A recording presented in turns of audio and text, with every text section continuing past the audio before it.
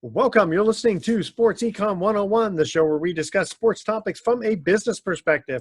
I'm your host, Edward Brown, along with my co-host, Russell Jackman. Vern Glenn is Only off today. co-host. Only. That's right. Yes. Because Vern is off today. Now I have some room to breathe here. I can actually fly on my own here. Yes. You always do a good job. That's why we like having you as a co-host. And at each commercial break, we're going to ask a sports trivia question. And again, because we know how much you love basketball, this one is going to be great centers of the NBA. Oh, that's good. Right? Yeah, so yes. I'm sure you'll do well. So we don't have any guests, so it's just going to be mano a mano today. A couple of things I wanted to go over in the next segment.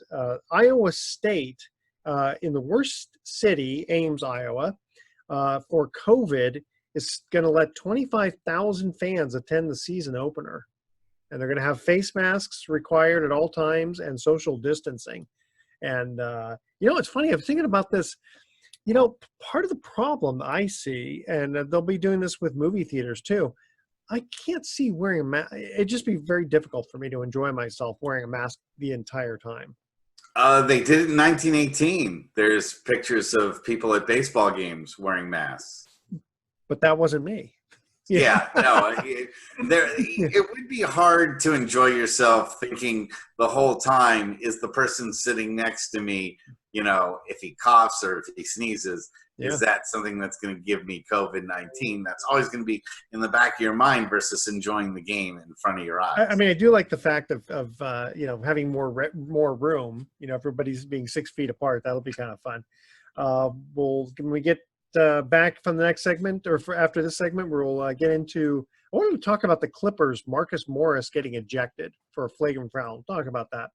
Suspended wide receiver Josh Gordon sells his 2018 Patriots Super Bowl ring, and a Michael Jordan rookie card sells for $420,000. All right, stay with us. You are listening to Sports Econ 101. We're going to be right back.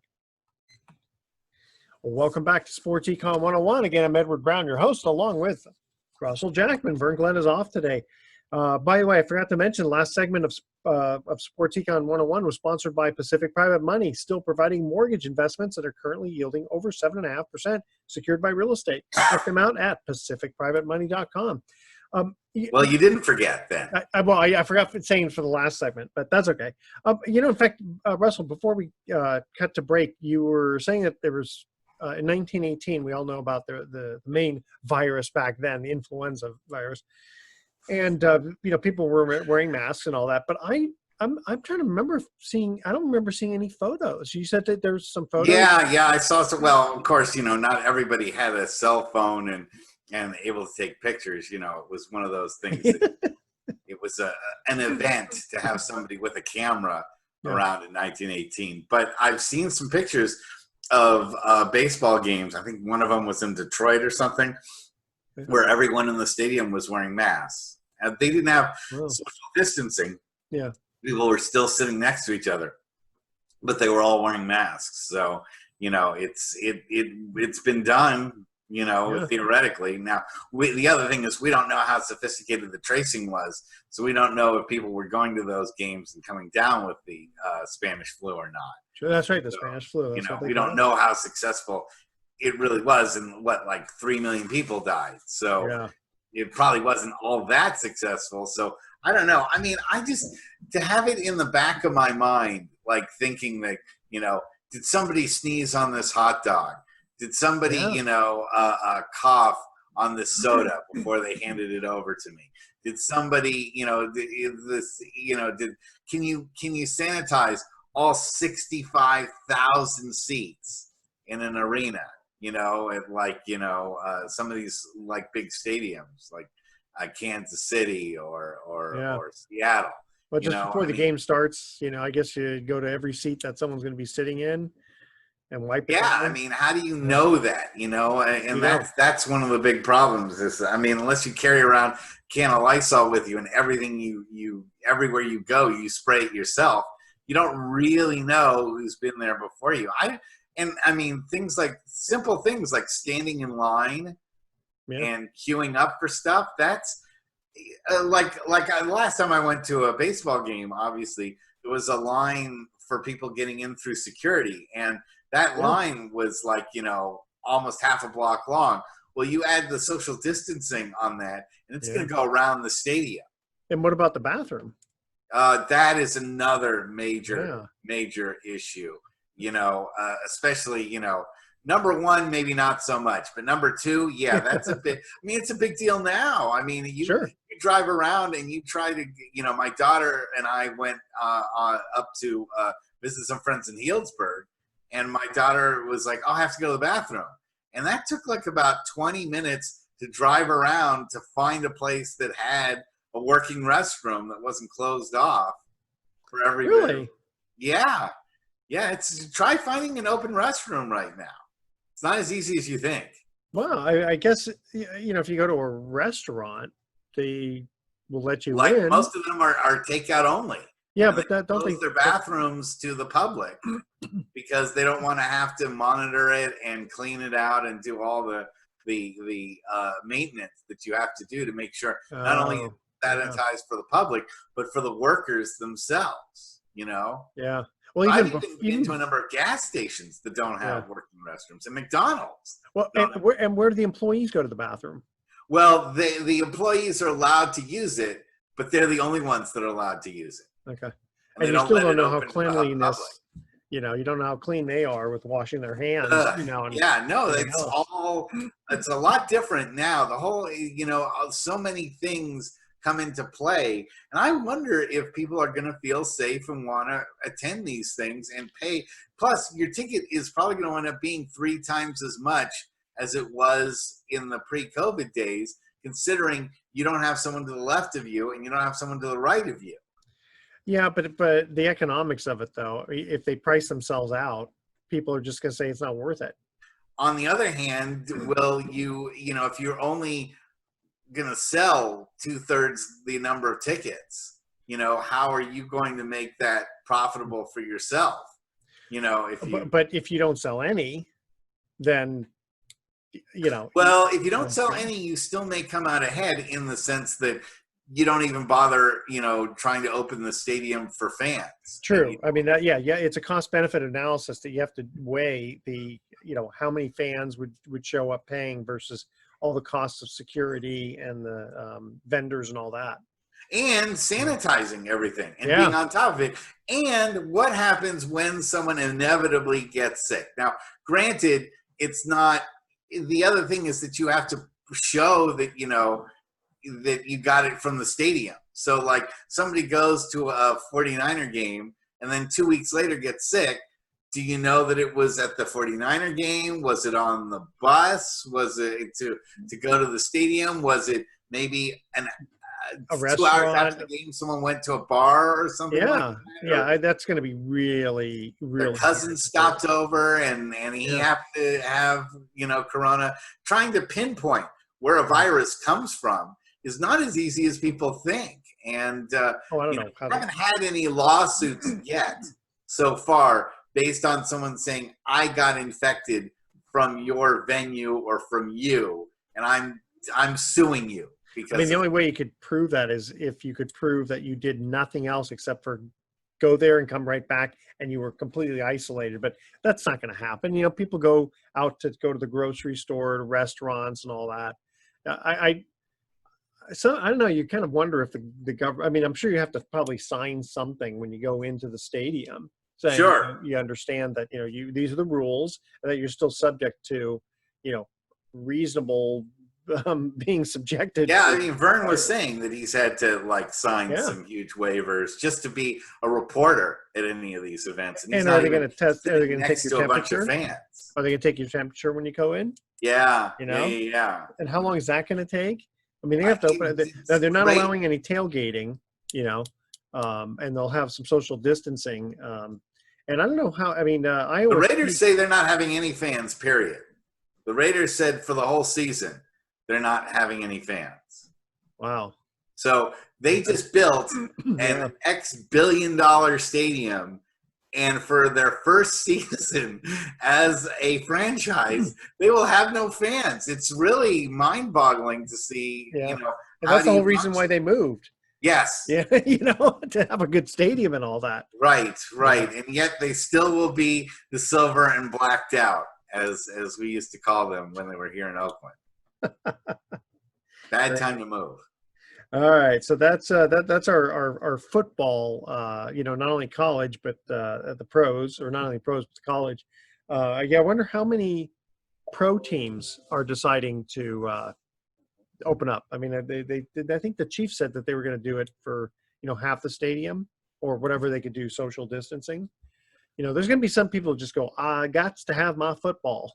Yeah, but then there are also going to be people that are like, well, I got to have my tailgates and I got to party with my crew. I wonder how enforceable it's going to be to keep people, once they're in the stadium, from conglomerating together.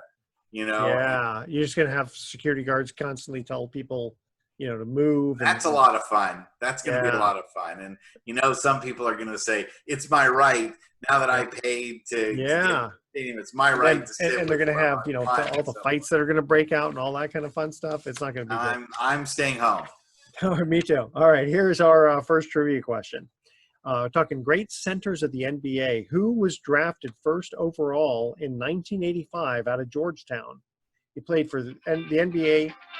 Oh, you mentioned Georgetown. Let's just give a quick moment of remembrance for John Thompson, who is one of the great coaches of all time. A good human being too. So he never won a championship, but he did play. He was on the Dream Team. So I know exactly what you're talking about. Oh, yeah, this one's an easy one. I figured I'd give you courtesy of the frozen envelope. He didn't become a warrior. It's true. All right, you've heard that rumor, right? I did. Yeah. Stay with us. You're listening to Sports Econ 101. We're going to be right back. Well, welcome back to Sports Econ 101. Edward Brown here. Russell Jackman over there. Vern Glenn, who knows where he is? He's somewhere. And I have a reverse trivia question for you that I think is harder than the one that you gave me. And I want to see. Okay, I'm going to ask mine, and then you can ask yours. All right. Who was talking NBA centers? Who was drafted first overall in 1985 out of Georgetown? Patrick Ewing. That is correct. Ewing. Okay. Yes. Now, they were showing in the playoffs that LeBron James has moved into the number 4 position of playoff games played. Who is the number 1 player with the most number of playoff games? Is it Kareem Abdul-Jabbar? No. Kobe Bryant? I'm going to tell you, when I tell you the answer, it will blow you away. It is not who you Karl think Malone. No. Keep going. Wait Keep going. Hold on. I'll tell you this. He's a point guard, and he's not someone that you would have thought. It's not a dream teamer. It's not someone that's a Hall of Famer. It's not someone that Is he still playing? Out. What? Is he still playing? No. Oh, Oscar Robertson? No, I said not a Hall of Famer by any Oh, that's right. Obviously, he was a Hall of Famer. Yeah, no one would put him on a ballot for the Hall of Fame. What team did maybe he play? Someone would. What team did he play for? A number of teams, including the Lakers and the Jazz. I was going to say Jason Kidd did make the Hall of Fame. John Stockton. You see, John Stockton is a first ballot Hall of Famer. Well, that's There's true. no question about John Stockton being. No, when I tell you, you're going to go, oh my gosh. Wait, really? what years did he play?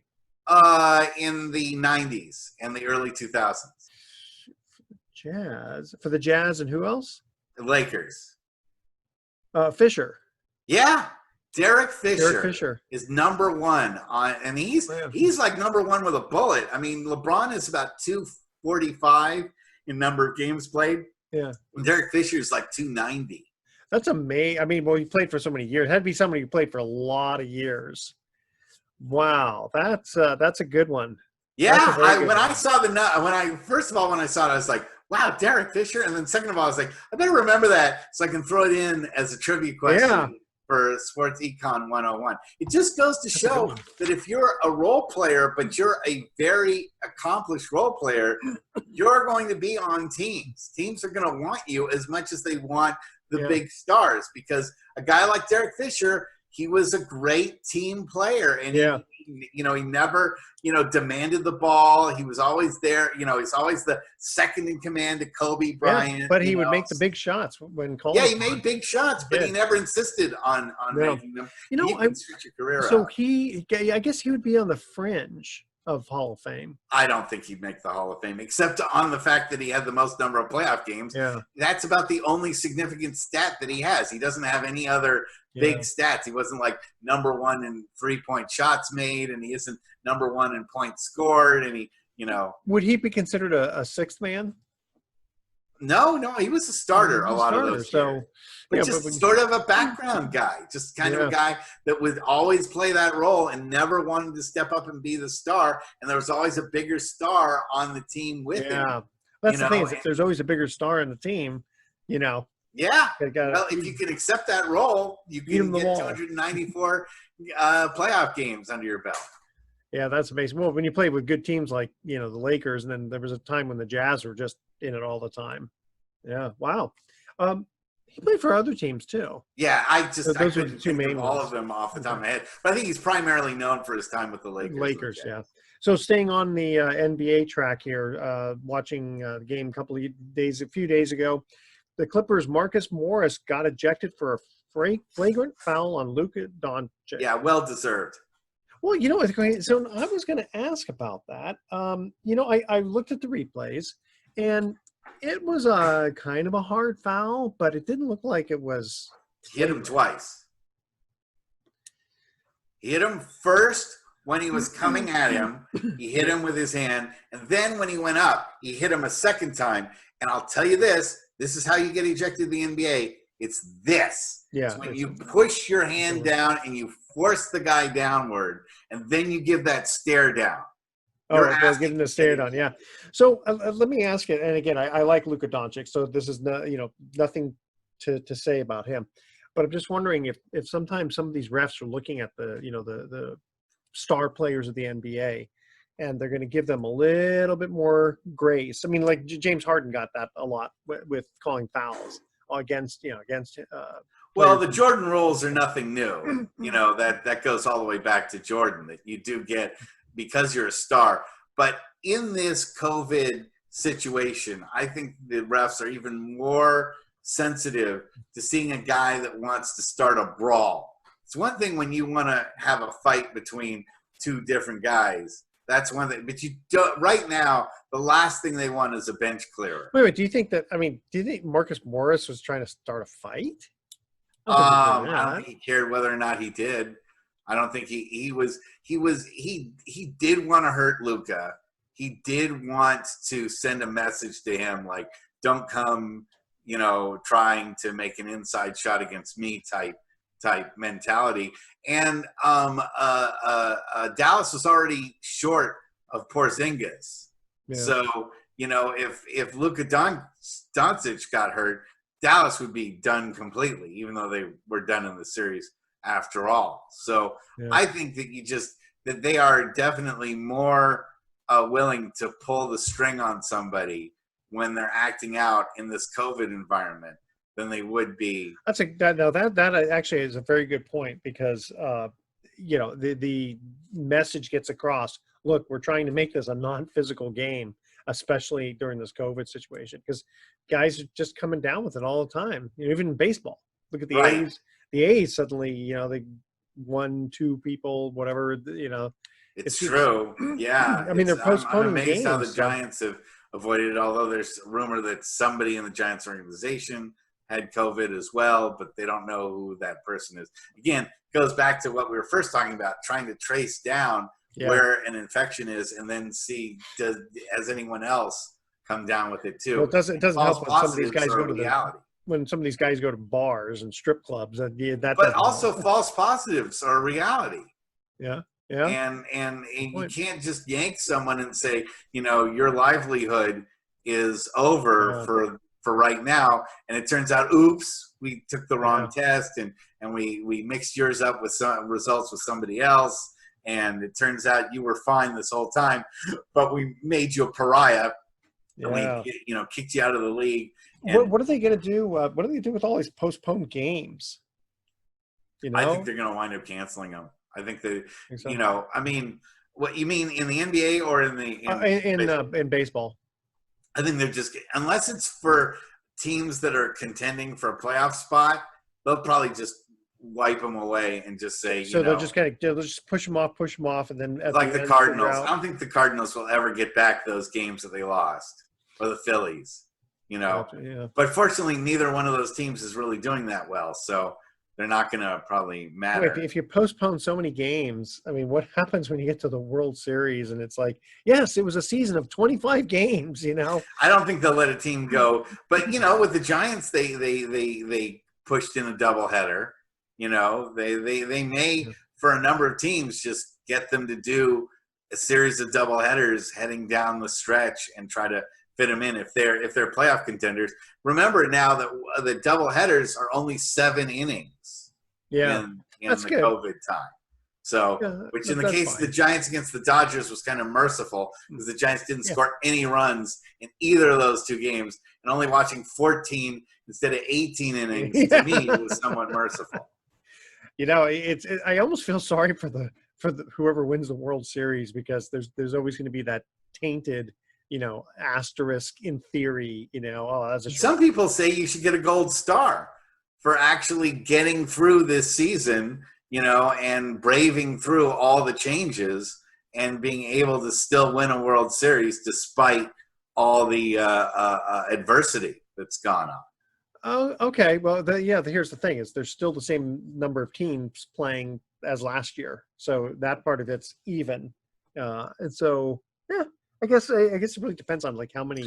I think that if it, and I said this about the NBA, I think if it's the kind of thing that we anticipate, like say the Yankees against the Dodgers, I think people will go, okay, well those teams were on top the whole season and they faced each other, and that's a legit World Series. If it turns out to be Tampa Bay against Cleveland, or I guess they can't, or if it turns out to be like Minnesota against the Giants, okay, then people will go like, what the heck happened? Yeah. When it's 2 teams that nobody thought would contend. That's why if it turns out to be the Lakers against Milwaukee, the Lakers against Miami, or maybe Denver against Milwaukee or something like that, where people were saying, okay, these were 2 great teams and they wound up facing each other, that's a legit championship. But, if it had been someone like, Portland against Indiana, for example, people would go like, hey, what happened? How come these 2 teams? It was a fluke, because any team can beat any team. Yeah, I gotcha. All right, we're going to cut to our second commercial trivia question here. Talking great centers of the NBA. This great center dominated the post in the early days of pro basketball. George Mikan. Well, that is the answer. That's the only one I know. If you're going to go that early, and I know you're you. Not supposed to answer. I know you. I know you. You're going to go with the oldest goddamn center you can possibly find. Now I got to ask you a question about Jack Molinas. If you're gonna push those things on me, guys from the 40s, I can ask you trivia questions about Jack Molinas. Okay, I'm sure you could. All right. Well, now that you answered the question, don't do that to me. You got to wait till we come back from break. But stay with us. Ask better questions. Sports Econ 101. We'll be right back. Welcome back to Sports Econ 101. Edward Brown here, along with the trivia blaster. Yeah. Russell Jackman. Now, here's the question that we did ask. We'll let you answer it again, but let me at least finish the rest of the question. This great center dominated the post in the early days of pro basketball and was the first big man to make a big presence. Multiple scoring titles highlighted this career. He passed away in 2005. Who was he? The first guy to wear glasses while playing basketball. Yeah, I think you're right. George Mikan. Giant tree, George Mikan. Yeah, he was a big boy. Yes. Okay. But well before my time, yet I still know who he is. There you go.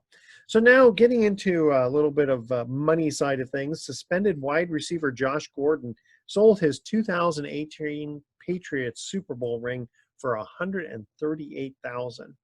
That buys a lot of weed. Yeah, I was gonna say he lost out on millions due to substance abuse. Telling me he needed $138,000. Well, maybe he's going to buy Clifford Robinson's old business. What was his business? He actually was starting. Uncle Cliffy was known as Uncle Spliffy, who just passed away, and he was starting up a cannabis business that was going to create marijuana that was tailored towards enhancing athletic performance. Because Sort of steroids without it being steroids. Correct. He. I mean, I think Clifford Robinson was way ahead of his time because he was great. I love that. Understood the link between CBD and pain relief and performance enhancing levels. So he wanted to come up with a smokable level of marijuana that wouldn't make you stoned, but would then give you the levels of pain relief and muscle relaxation that you would get from marijuana itself. I wonder if the NBA would, consider that a banned substance. Probably, but I think one day the NBA is going to change its mind and say that marijuana and CBD and THC are not performance-enhancing substances in that same way of steroids or evil drugs like cocaine and so forth. Look, if they let players use Oxy, I don't see any reason why they couldn't use CBD. It's interesting because I'm thinking with steroids for the NBA, it's not a power sport like baseball or football. I mean, it'll make you heal faster. That's a huge factor. Yeah, but I mean I don't think that should be banned for if you heal faster. Well, it means you're playing games that you wouldn't ordinarily be able to play without the help of the steroids. So it is. Yeah, but I mean, okay, so why are certain substances like a Band-Aid? Okay, you know what I mean? Anything that helps you heal faster, stitches, right? Because if you take if you put too many Band-Aids on yourself, you don't get a heart attack and die. Okay, so it's protecting the players against themselves. I think that we've seen, when we look at Bagwell, for instance, Jeff Bagwell, there's a cautionary tale for you that if you just let people do whatever steroids they want to do. I mean, we haven't seen Barry Bonds in his 60s and 70s. True. We don't know what he's going to look like. Or Roger Clemens. We don't know what they're going to look like when they're in their, 60s. Yeah. And all I can say is that as the wrestling specialist, I've seen a lot of wrestlers that are in their 60s and 70s and how they can't walk and how they can't move. And a lot of them, their bones and joints have literally disappeared because of the steroids they took. Well, but then you got a lot of centers in football like Jim Otto, who had 15 knee surgeries or 30 knee surgeries or something. I'm sure he never took steroids, but just that position is so demanding on your knee. Oh, sure. But then you add in the steroids on top of it, and you add in the Oxy on top of it, the painkillers, and guys have very short lifespans. But even they're talking about ibuprofen. If you take too much of that, it's bad for your liver. Well, I had to chomp down a huge number of them to get over my broken shoulder. So, Yes, but and again, we're not. You're not prohibited from it from a sports standpoint. But if you're trying to protect athletes from themselves, why wouldn't that be banned by taking too much of it? That part, because people don't see ibuprofen as being a performance enhancer to get you to a completely different level that you wouldn't be at. It just gets you back to the same level that you were at normally versus taking you to a level that's a good analysis. I'm just wondering in the NBA, you're going to be able to heave shots from half court a lot easier. I mean, you'll be a little strong. You'll be stronger, but stronger means something. It means you're a better rebounder. You're a better defender. It means you can run up the court faster. You can dunk, more quickly and get more height on your jump. And okay, because I'm thinking like someone like Steph Curry, shot blocking. Like how would he benefit except for being able to heal faster? Shot blocking, stealing, all of those things. You have faster hand-eye coordination when you take steroids. Okay. Right. And they've got steroids that are so custom made. Barry Bonds really proved this, is that you can get steroids that if you say, I want to hit the ball faster, they can basically custom make a steroid to get you to do that. Didn't know They've that. got so Huh. many designer drugs out there, and the Balco Yeah. folks have, labs that are, they can start working on steroids that will meet what you need done. So you need to jump higher. They'll give you a steroid for that. You want to swing faster. You want to block shots more. How They'll give about you a steroid that makes me look better looking? I Boy, want they're that. gonna need like a barrel. They're gonna need like one of those tanker trucks. That's why they And typically a got needle that's like the size of a harpoon. It's so funny. It reminds me of when Abraham Lincoln was, the story of Abraham Lincoln debating Stephen Douglas, and Stephen Douglas accused Abraham Lincoln of being two-faced, and Lincoln's response was, "If I was two-faced, you think I'd be wearing this You're one?" wearing this one. Plus, what he really should have done is pulled out his wrestling mask, because he was one of the great wrestlers. Yes. And should have just put the claw hold Yeah. on Douglas and just. Yeah, he was a very strong guy with all that axe, cutting. And one of the first quote unquote pro wrestlers, in the fact that he would go to camp, he would wrestle, he would beat guys up, and he would get a portion of the bets that were placed on him. Oh yeah. So technically, he was a professional wrestler in that sense. Wow. Other than that, you got to go back to Greco, Roman times, right? Yeah. Absolutely. I want to also mention here about Michael Jordan's rookie card sells for $420,000. Oh my God! I've got a Michael Jordan card somewhere around my house now. It's his rookie card. So yeah, it's not a rookie card, but I'm still going to scour it. Maybe I can get like $10 for it. Okay, but get this out. So a Mickey Mantle World Series used bat went for $288,000, and at those prices, I'll buy two. Yeah, exactly. Yeah, and Babe Ruth's 1934 Yankees contract went for $234,000. And I mean, my dad had all those baseball cards. Really? My dad had all those comic books, the ones like Superman #1 and Batman #1 and all of that. And what happened? My grandmother, as soon as my dad went to college, threw them all out. Yeah. My mom was going to throw out all of my comics when I went to college. And just before I left, I said, if you touch my comics, I'm going to come home and I'm going to take all your artwork and I'm going to throw all of it out.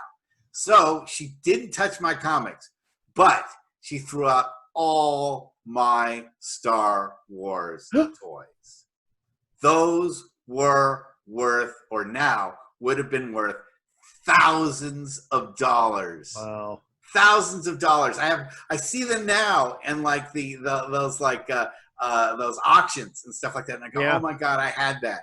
Oh my God, I had that. Oh my God. Now they weren't all in boxes. They weren't all in perfect shape. Yeah, but my mom just, when I came home from college and my room had been cleared out of all the toys that I left, it was as if someone shot me. For about 2 days, I cried and I didn't talk to my mom. Oh, man. And that was before it was even worth anything. It was before eBay. It was before you could even sell them easily. But I knew they were going to be worth a lot. So I said, but, I've kept all my comics for my kids. And even if they don't read them or anything like that, it's the one legacy. I said, I'm not going to sell. I have thousands of comics. I've never sold a single one because I want them to go to my kids. Wow. And I remember when baseball cards were starting to be worth something, in the 80s. And my sister, I don't remember how she got this, but she got like a whole bunch of baseball cards so she was cleaning out something. They weren't mine. And there was a baseball card show coming to, the local civic center for us. And so she just, oh, okay, well, I'll just go there and sell them, so she didn't throw them out, right? But she sold them. I mean, I think these guys saw her coming, hi, what do you think this is worth, Especially, and I think they gave her like $100 for probably, $5,000 worth of cards, something like that. It's ridiculous. It happens with comics too. Yeah. It happens with comics too. Little old ladies will go to a comic book store and say, I just found these in my basement and I just want to get rid of them. Yeah. Are they worth anything? Yeah. Yeah, sure. They're worth $5, you know? Well, here's the one thing. Now you have the ability to go onto eBay before you Yeah, go to something like that yeah. and see if there's any value in them by anyone else selling them. I just found out that one of the comics that I had, which is X-Men number 12, which is the first appearance of the Juggernaut, I just, for the heck of it, just checked eBay. $935 it's selling for. Really? I bought it for $1.50. How long ago? Oh, 81, 82. Okay, well, the rate of return on that's about 12% a year, you know? No, It's better than a I lot don't of know. other It's stuff I higher would than put that. my money into. So you never know. But that's the other thing is you never know. A lot of baseball cards are not worth very much. No. You know, it's only the ones that guys that become, and a lot of times it's when guys become bigger celebrities. Not necessarily, though. There are cards from the 60s that are worth, I mean, they're not worth thousands, but they're worth, you know, $5, $10 that were, you know, worth a penny. And it's only because there are no name players, but someone wants a complete set.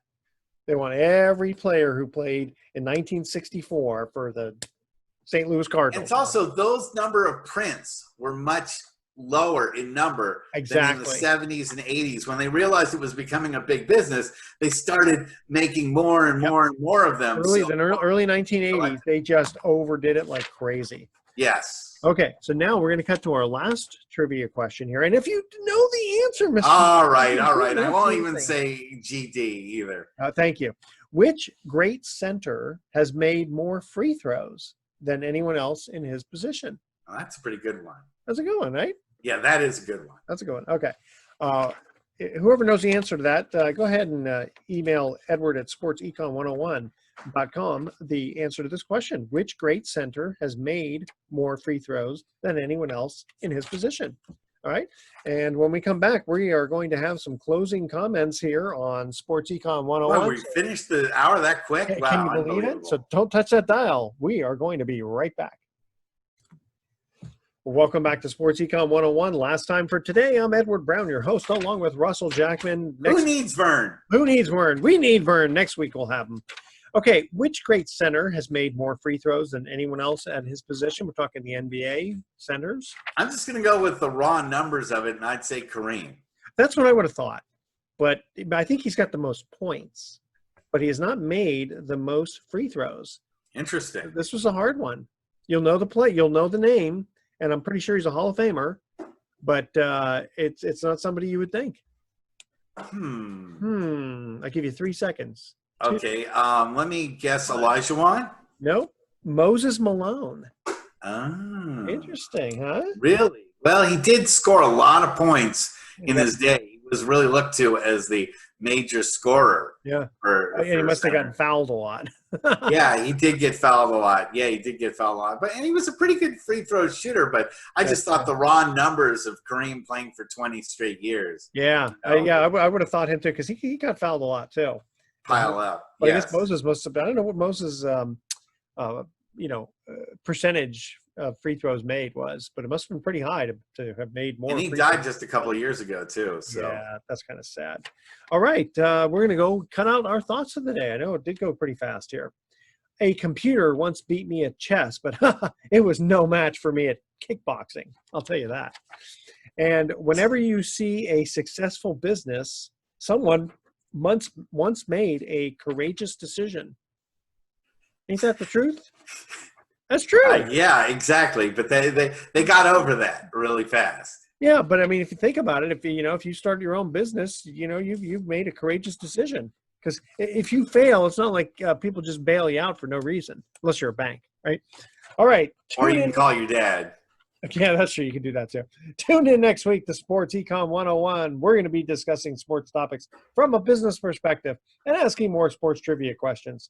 Thanks for listening. On behalf of our team, I'm Edward Brown, wishing you the best. Adios, America. We'll see you next week.